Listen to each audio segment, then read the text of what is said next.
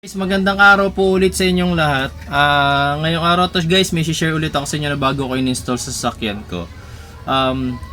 Nagkabit kasi ko ngayon ng voltage stabilizer. So ano ba nga ba yung nagagawa ng voltage stabilizer sa sasakyan natin?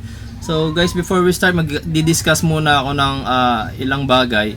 Sa sasakyan kasi natin guys, meron tayong battery, tapos meron din tayong tinatawag na alternator, yung charging system natin.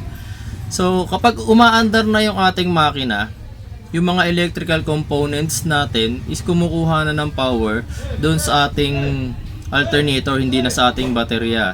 Tapos, di ba, yan, meron tayong ignition system, nandyan ngayon yung ating ilaw, yung horns, nandyan din yung ating aircon, wipers. So, lahat ng electrical component natin, guys, once na umaandar yung ating sasakyan, yung ating makina rather, sa alternator na kumukuha ng power. Although hindi naman laging sabay-sabay na gumagana yung mga yan. For example, syempre sa umaga, sa kotse nyo, aircon lang naman ang ginagamit nyo, tapos busina.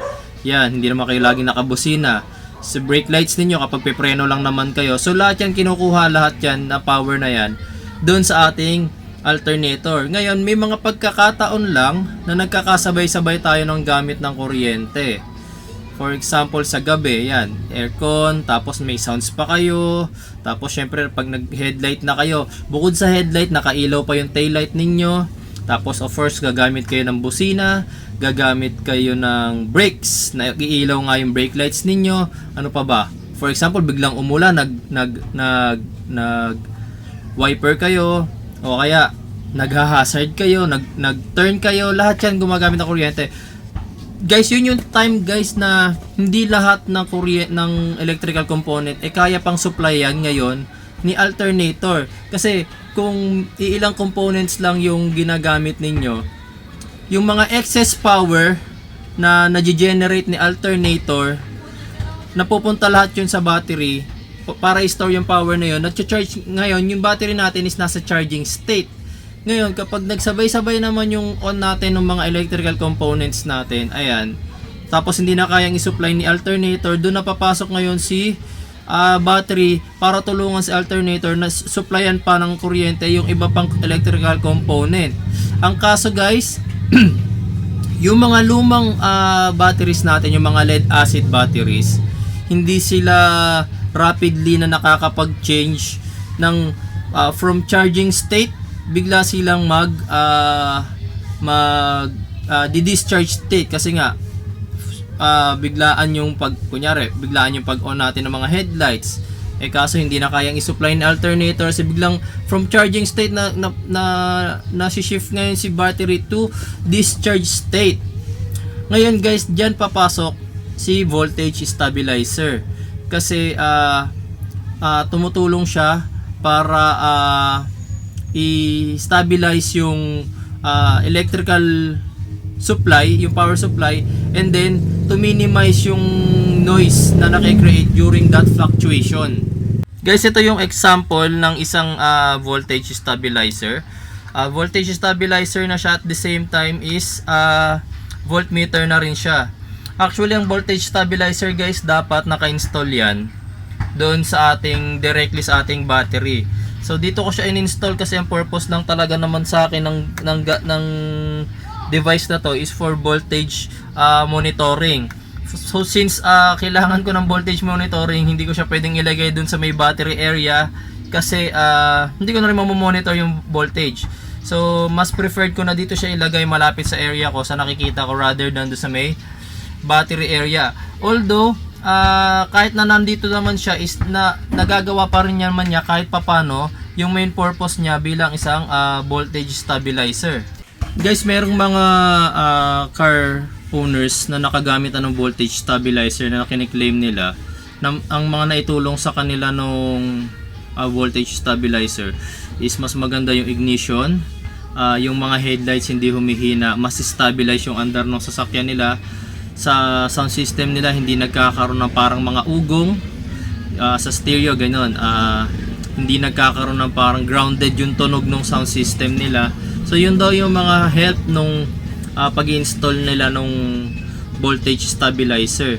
Sa ibang bansa naman guys, gumawa rin sila ng test. Actually, may mga voltage stabilizer na talagang magandang brand, especially mga Ryzen, kung di ako nagkakamali, Ryzen, Japan made yun. And then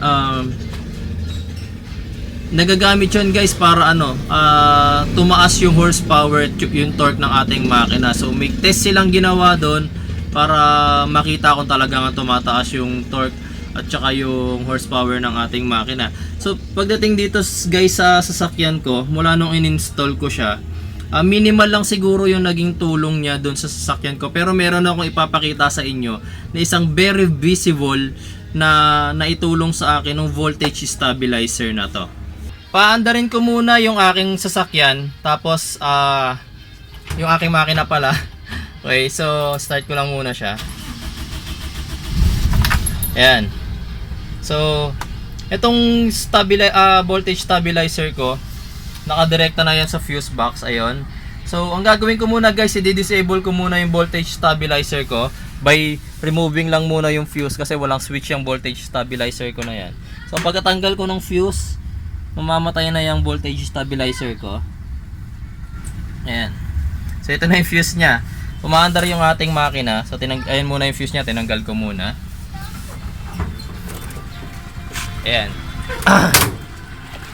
Ayan, so umaandar yung makina natin guys. So ito yung pinaka visible explanation na makikita ko sa inyo na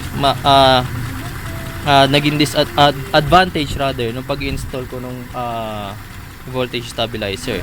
So guys, wag nyo tong gagawin kung ang alternator nyo sa inyong sasakyan is IC type, kasi itong akin is voltage regulator type naman, so wala magiging problema. Pero kung IC type guys, wag nyo gagawin to ha. Tatanggalin ko yung terminal ng battery. Tingnan nyo yung mangyayari sa makina ko. Ayan, nakita nyo naging sluggish yung andar nya nung tinanggal ko yung battery terminal, diba? Mapa-positive man yan or negative, basta pag tinanggal ko yung battery terminal, yan, nakita nyo nanginginig yung buo kong sasakyan. Yan. So yan yung effect nung ginawa kong pagtanggal nung battery terminals, na naka-disable yung aking voltage stabilizer. So ngayon guys, ibabalik natin yung aking fuse.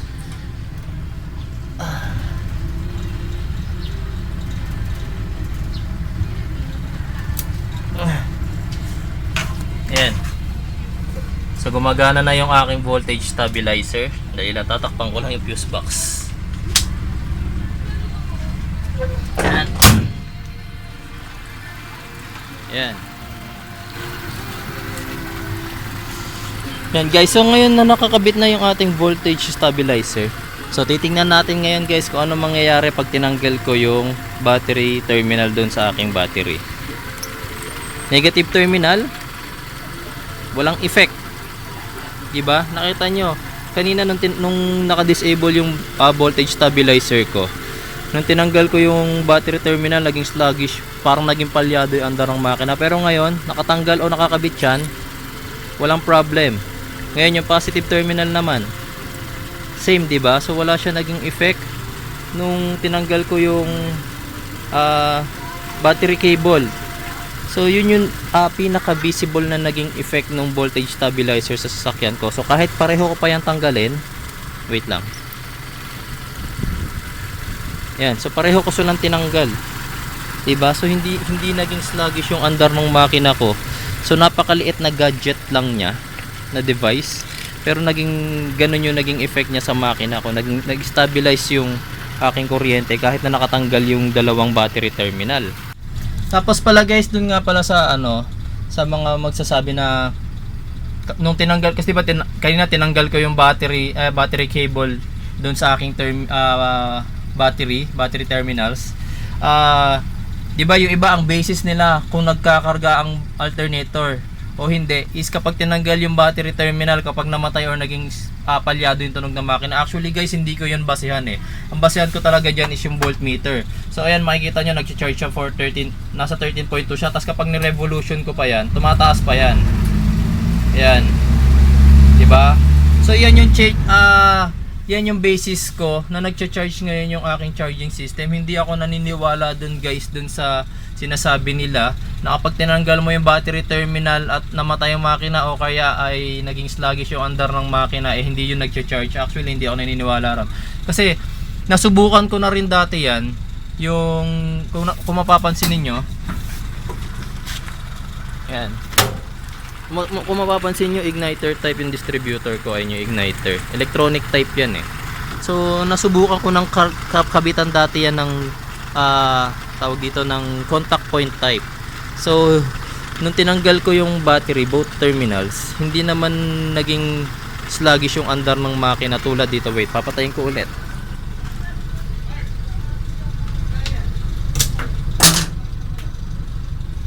Ayan, patay na yung voltage stabilizer natin. Ayan. Kasi pag ito yung nakakabit sa akin na distributor, ang nangyayari guys pag tinanggal ko ang terminal, ang battery terminal from the battery, yan, nagiging sluggish yung andar ng makina ko.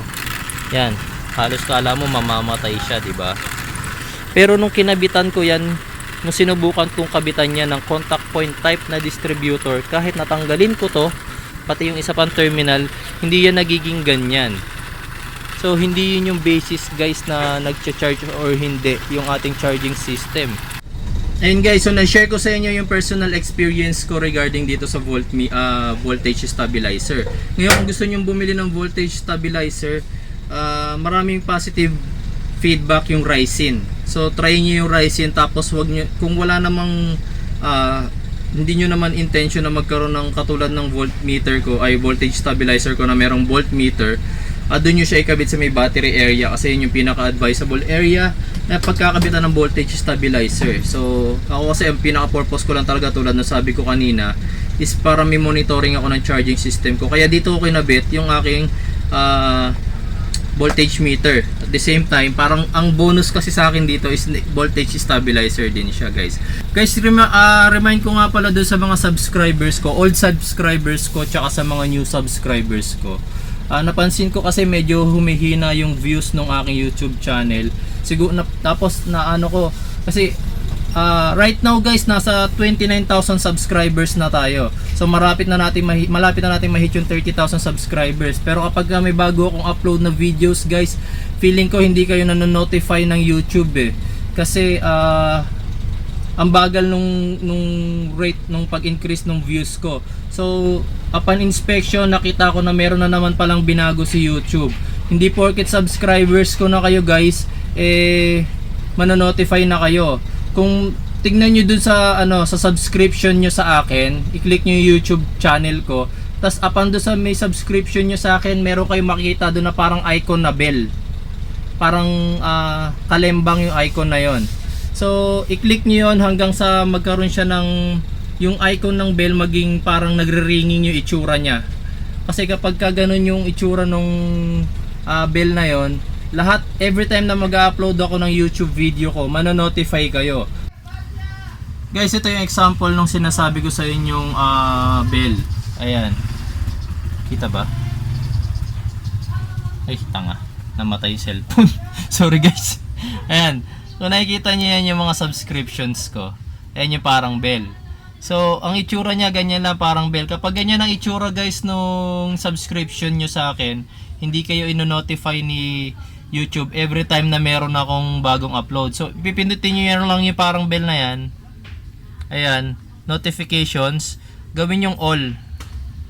Ayan, ayan yung itsura niya, yung parang nagre-ring yung bell. Ayan. So, lahat ng upload ko, manonotify kayo. Kapag yung parang slash yung ginawa nyo guys, lahat ng upload ko, hindi kayo manonotify. Ito parang slash na to. So, kung gusto nyo lang guys na lahat ng videos ko is updated kayo, manonotify kayo. Ito, yan, piliin nyo lang yan, yung parang bell na nag-ring na yan. Yan guys. So, yun lang guys yung may share ko sa inyo ngayong araw na to. I hope meron akong, kahit papaano meron kayong napulot na aral dito sa aking i-share na sa inyo na video.